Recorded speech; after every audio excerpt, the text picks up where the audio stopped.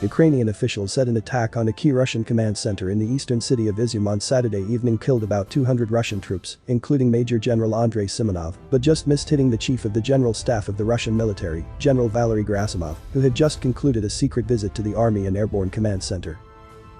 Earlier, unconfirmed reports suggested Gerasimov was wounded in the strike.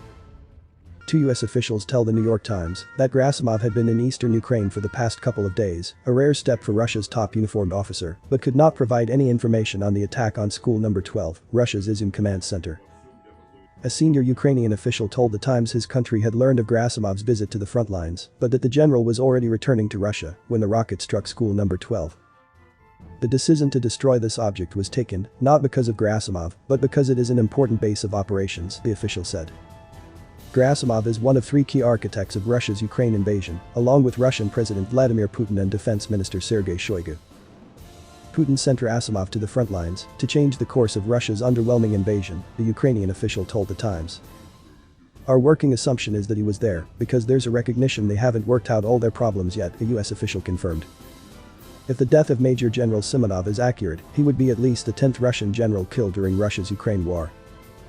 It's likely that more than a quarter of the 120 battalion tactical groups Russia committed to its invasion have now been rendered combat ineffective, Britain's Ministry of Defense said early Monday. Some of Russia's most elite units, including the VDV airborne forces, have suffered the highest levels of attrition. It will probably take years for Russia to reconstitute these forces. In the Izyum strike, preliminary information indicates there are senior officers among the dead, Alexei Arestovich, a military advisor to Ukrainian President Volodymyr Zelensky, tells the Washington Post. Their combat readiness has been significantly damaged for the Izyum direction. I can't say that it's been fully destroyed yet.